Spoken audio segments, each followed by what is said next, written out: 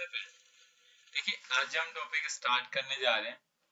इस सेशन में हम लोग आपके साथ इफ के अंदर या फिर लॉजिकल फार्मूले में आज थोड़ा सा आगे स्टार्ट करेंगे।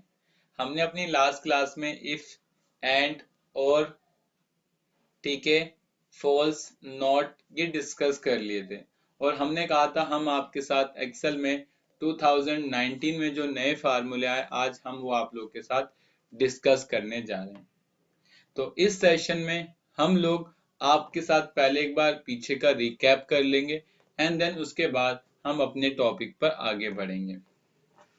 जैसा कि आप जानते हैं हमने एक्सेल में लास्ट क्लास में आपके साथ लॉजिकल फार्मूले स्टार्ट करे थे और जिसमें हमने बताया था कि एक ऐसा फार्मूला है जो एक्सेल में सबसे ज्यादा यूज होता है जिसका नाम है इफ।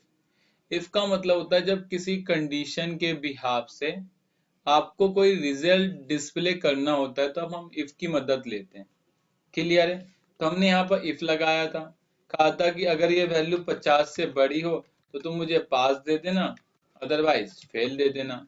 और किसी फार्मूले को लगाते वक्त हमने कहा था उसके सेंटेंस को विशेष ध्यान देना होता है कि उसका सेंटेंस क्या कह रहा है। अगर हम उसके सेंटेंस को ध्यान नहीं देंगे तो हमारा आगे काम करने का कोई मतलब नहीं बनता। जैसे इफ लगाते वक्त आपको पता है कि इफ के अंदर पहला जो सेंटेंस होता है वो रिक्वायर्ड होता है, बाकी जो दोनों चीजें वो ऑप्शनल होती है। आप डालोगे तो आपके भी से रिजल्ट आएगा और अगर आप नहीं डालोगे तो जो बाय डिफॉल्ट रिजल्ट होगा वो आएगा। साथ साथ हमने आपको लास्ट क्लास में इफ में नेस्टेड इफ बता दिया था, एंड का यूज बताया जब अगर आपको सारी कंडीशन ट्रू करनी है तो आप एंड लगाओगे। और का यूज बताया था जब आपको अपनी सारी वैल्यू में से कोई वैल्यू एक ट्रू चाहिए और बाकी अगर ना हो तब भी चलेगा तो उस केस में और लगाता। अगर आप कहीं जॉब कर रहे हो, जॉब में कहा गया हो कि 10 डॉक्यूमेंट में से आपको एक ही डॉक्यूमेंट जमा कराना है तो तुम वहां और लगाओगे। लेकिन कहीं आप जॉब पर जाते हो, जॉब पर कहा गया कि आपको चारों चीजें पूरी करनी है तब आपको जॉब मिलेगी तो वहां एंड लगाएंगे। जहां भी रिक्वायर्ड है मतलब चाहिए ही चाहिए तो वहां एंड लगता है, और जहां चीजें नहीं चाहिए होती वहां और लगता है। साथ हमने आपको नोट भी डिस्कस करा था। नोट का मतलब होता है कि अगर कोई वैल्यू ट्रू होगी तो उसे फॉल्स कर देगा और कोई वैल्यू फॉल्स होगी तो उसे ट्रू कर देगा। ठीक है? अगर आप इसे ट्रू करोगे तो फॉल्स कर देगा। तो अपोजिट है, कई बार जब मेरा आंसर ट्रू आएगा तो मैं उसे पॉजिटिव बनाना नेगेटिव बनाना चाहता हूँ तो उस केस में मैं क्या करूंगा, नोट का यूज करूंगा। ये सारे फार्मूले हमने अपनी लास्ट क्लास में डिस्कस कर लिए थे, लेकिन आज हमें थोड़ा सा और आगे बढ़ना है और आज हम आपके साथ एक्सेल में 2019 में जो आए नए फार्मूले वो आप लोगों के साथ डिस्कस करने की कोशिश कर रहे हैं। जिसमें सबसे पहला जो नया फार्मूला आया है वो आया इफ एन ए का। कौन सा फार्मूला आया है? इफ एन ए का फार्मूला आया है। अगर आपके डाटा में कहीं भी हैश एन ए की एरर आती है, अगर आपके डाटा में कहीं भी हैश एन ए की एरर आती है तो आप अगर उसके बिहाफ से कोई दूसरी वैल्यू रिप्रेजेंट करना चाहते हैं तो उसके लिए आप इफ एन ए लगाओगे। अगर एरर नहीं होगी तो जो वैल्यू होगी वही शो करेगा। जैसे मैंने बोला, अगर ये वैल्यू हैश एन ए है तो तुम इसकी जगह दे देना नॉट एग्जिस्ट, मतलब वैल्यू नॉट एग्जिस्ट और इंटर मार देना। तो जहां जहां वैल्यू हैश एन ए की होगी वहां वहां वैल्यू नॉट एग्जिस्ट आ जाएगा, और जहां एन ए की एरर नहीं होगी वहां आपका हेलो दिखाई देगा। क्लियर है? इसके बाद नेक्स्ट फार्मूला आता है इफ एस का। आप कहते हो इफ्स का फार्मूला आता है, इफ के आगे एस जुड़ गया तो इफ्स हो गया।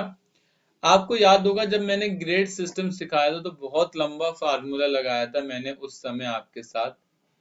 लेकिन अगर आप बचाना चाहते हैं अपने टाइम को या अपने फार्मूले की लेंथ को कम करना चाहते हो तो उसमें आप इफ्स की मदद ले सकते हो।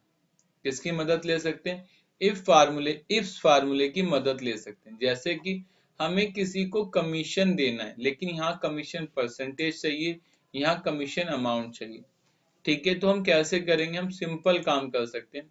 मुझे यहाँ पर ना, मुझे यहाँ पर ये चाहिए, अगर किसी ने कमीशन, किसी की सेल 0 से 10,000 है तो नील, अगर किसी की 10,000 से 20,000 है तो 5%, अगर किसी की 20,000 से 30,000 है तो 10%, किसी की अगर 30,000 से 40,000 है तो 15%, 40,000 से 50,000 है तो 20%, और किसी की 50,000 से ऊपर है तो मैं उसका 25% चाहता हूँ। तो इस केस में क्या करूंगा, मैं इफ तो लगा सकता हूँ, लेकिन मैं अब इफ्स लगाऊंगा। इफ्स में जैसे तो पहला आता लॉजिकल टेस्ट, मैंने कहा अगर ये value less than equal to 10,000 है तो तुम क्या करना, नील दिखाना। इसे लिंक कर दिया और इसे F4 करके फिक्स भी कर दिया ताकि अपनी वैल्यू चेंज ना करे। और उसके बाद जैसे ही कंप्लीट कर, इसने कहा लॉजिकल टेस्ट 2, अच्छा दूसरी कंडीशन लगाओ। मैंने कहा अगर ये वाली वैल्यू B2 की वैल्यू अगर लेस देन 20,000 है तब तुम क्या शो करना, ये शो करना। मैंने इसे फिक्स कर दिया, फिर मैंने फिर कॉमा लगाया और फिर बोला अगर ये वाली value less than equal to 30,000 है, ठीक है, तो तुम मुझे क्या देना, तो मुझे ये देना। और इसको भी F4 कर दिया, इंटर मारूंगा तो कोई रिजल्ट आ जाएगा, आ गया नील। इसके बाद फिर मैंने कॉमा लगाया, मैंने कहा लॉजिकल ऑपरेटर अगर मेरी B2 की value less than equal to 40,000 है तो क्या देना आप मुझे, ये देना। इसे भी मैंने फिक्स कर दिया, क्लियर। और फिर लास्ट में बोला कि इफ अगर मेरी B2 की value less than equal to 50,000 है तो मुझे क्या देना, ये देना। F4 करके मैंने इसे फिक्स कर दिया, नील आ गया। अब लास्ट सेंटेंस बचा है कि इफ अगर ये वैल्यू B2 की value is greater than equal to 50,000 then show me this value, और मैंने इसको फिक्स कर दिया, बस। अब देखिए बहुत इजी हो गया सेंटेंस, और अगर मैं इस पे जैसे ही डबल क्लिक करूंगा तो इसके बिहाफ से आंसर आ गया। और देखो ये फिक्स कर दिया तभी सही आंसर आया, लेकिन अगर आप इसे फिक्स नहीं करते फार्मूले लगाते वक्त तो आपका आंसर एक्यूरेट नहीं आ सकता। तो प्लीज आप लोगों से रिक्वेस्ट है कि जब लगाएं तो उसे फिक्स कर दें, क्लियर, ये आ गया। अब हमें इसको गुणा करना है, तो मैंने क्या करा, मैंने कहा दिस इंटू दिस, तो ये तो एरर देगा, और हमने इसे नीचे ड्रैग कर दिया। तो यहाँ तो सही आ गया, लेकिन यहाँ दिक्कत आ रही, तो फिर उस केस में क्या करें, तो उस केस में आपको लगाना है इफ एरर। आपको पता है आपकी वैल्यू एरर देगी, मैंने कहा इफ अगर, ठीक है, ये वैल्यू, ठीक है, अगर, यहाँ पर हम सिंपल सी बात कर देते हैं, या फिर हम इसे जीरो ही कर देते हैं ना, नील को हटा के यहाँ जीरो कर दो तो आपका आंसर सही हो जाएगा। आप ये भी काम कर लो तो आ गया जीरो, क्लियर है। नहीं तो आप और भी कोई फार्मूले यूज कर सकते हैं, तो ज्यादा अच्छा है कि आप उसे क्या लिख दो, जीरो लिख दो। तो देखिए हमने किस फार्मूले की मदद ले ली, हमने एक्सेल में इफ फार्मूले की मदद लेके अपने काम को सॉल्व कर लिया। इसके बाद नेक्स्ट जो एक्सेल 2019 के अंदर एक फार्मूला आया, स्विच फार्मूला, बहुत अच्छा फार्मूला है। फार्मूला कहता क्या है, मैं आपको बताता हूँ। स्विच फार्मूले का यूज ये है कि जैसे मैं चाहता हूँ अगर मैं डे 1 लिखूं तो मंडे आ जाए, मैं डे 2 लिखूं तो ट्यूसडे आ जाए, डे 3 लिखूं तो वेनेसडे आ जाए, डे 4 लिखूं तो थर्सडे, डे 5 तो फ्राइडे। लेकिन अगर मैं इफ लगाऊं ना तो बहुत लेंदी इफ लगेगा, बहुत ज्यादा लेंदी इफ लगेगा। तो उस केस में आप क्या लगा सकते हैं, स्विच का फार्मूला। मैंने बोला इक्वल स्विच, अभी कहता है एक्सप्रेशन, मैंने कहा जो वैल्यू यहाँ लिखे, जो वैल्यू मैं यहाँ लिखूंगा तुम उसे लिंक करना। अगर वैल्यू मिलती है, ये वाली वैल्यू मिलती है यहाँ पर, तो तुम क्या दिखाना रिजल्ट में, मंडे। अगर यहाँ वैल्यू 2 मिलती है, तो अगर डिफॉल्ट वैल्यू अगर 2 मिलती है तो यहाँ ट्यूसडे दिखाना, अगर 3 मिलती है तो ये दिखाना, अगर ये मिलती है तो ये दिखाना, ठीक है, ये मिलती है तो ये दिखाना, ये मिलती है तो ये, ठीक है, ये मिलती है तो ये मिलती है तो ये, और ये मिलती है तो ये, और ये मिलती है तो ये, देखो बन गया। यहाँ 2 लिखूंगा तो ट्यूसडे, यहाँ 3 लिखूंगा तो कौन, ठीक है, देखो कितने इजी तरीके से हो गया। अगर ऐसा नहीं होता तो बिल्कुल डेफिनेटली मैं इसे नहीं कर पाता, क्योंकि ये क्या करता है, जब तुम ये फार्मूला लगाते हो, तो मैं अगर इस फार्मूले को यहाँ लगाऊं, स्विच, इसके बाद बोलूं कि अगर ये एक्सप्रेशन मतलब यहाँ जो वैल्यू होगी उसको तुम मैच करो। मैंने कहा वैल्यू, अगर यहाँ जो वैल्यू लिखी है वैल्यू 1, अगर आंसर क्या है तो वेडनेसडे दे देना। वैल्यू 1 मैच हो जाए तो यहाँ आंसर क्या देना, मंडे। उसके बाद डिफॉल्ट वैल्यू 2, तो यहाँ क्या देना, ट्यूसडे। डिफॉल्ट वैल्यू दिस, तो ये देना, this, this, this, this, this, this, this, this, this, बस इंटर मार दो। क्लियर? तो ये यूज कर सकते हैं। और इसके बाद आता है एक्सओर। एक्सओर का फार्मूला कहता है हमें क्वालिफाइड को थर्ड लेवल चाहिए, लेकिन कंडीशन ये, अगर किसी ने पहला लेवल पास कर लिया और दूसरा लेवल पास कर लिया तो थर्ड लेवल उसके लिए नहीं, वो ऑलरेडी थर्ड लेवल के लिए पास हो गया है।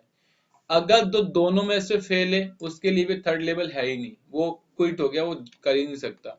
लेकिन मुझे ये देखना है कि अगर किसी ने पहला पास कर लिया और दूसरे में फेल हो गया तो तीसरा उसके लिए रिक्वायर्ड है। मतलब मुझे ये चाहिए कि अगर मेरा एक में वो पास है और दूसरे में फेल है, या फिर एक में फेल है और दूसरे में पास है, वही थर्ड लेवल के लिए क्वालिफाइड है। तो मुझे एक्सेल में कोई ऐसा फार्मूला चाहिए जो ये बता दे कि आपका एक वैल्यू फेल है और दूसरी वैल्यू ट्रू है, तो फिर मेरा आंसर आए, अदरवाइज आंसर ना आए। एक्सेल में अभी तक ऐसा कोई लॉजिकल फार्मूला नहीं है। अगर आप ये लगाने की कोशिश करोगे तो बहुत ज्यादा कॉम्प्लिकेटेड हो जाएगा आप लोगों के लिए। क्लियर? लेकिन इस तरीके का फार्मूला आप एक्स और की मदद लेके कर सकते हैं। मैंने कहा एक्स और, मैंने कहा लॉजिकल दिस इक्वल टू क्या है, पास, ठीक है, और दूसरा दिस इक्वल टू पास, ठीक है।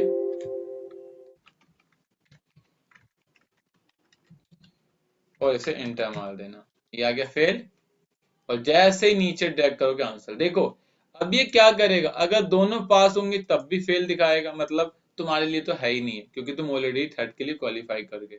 लेकिन पहले में पास दूसरे में फेल तो ट्रू, पहले में फेल दूसरे में पास में ट्रू, दोनों में फेल तो फेल, दोनों में पास तो फेल, और एक में पास एक में फेल, तो बन गया। आप यहाँ लगा लो, इफ लगा दो, if this value is fail, तो लिख दो not require to third level,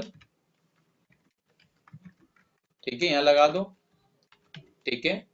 और अगर, ठीक है, अगर यहाँ नॉट रिक्वायर्ड, अगर ट्रू फॉल्स आया तब नॉट रिक्वायर्ड, और अगर ट्रू आया तो, हाँ, लिख दो यहाँ पर you, you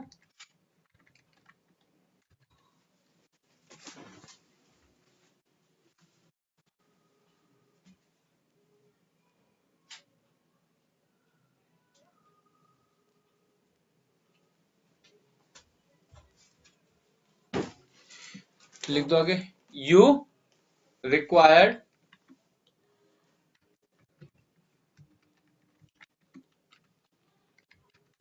required to third level,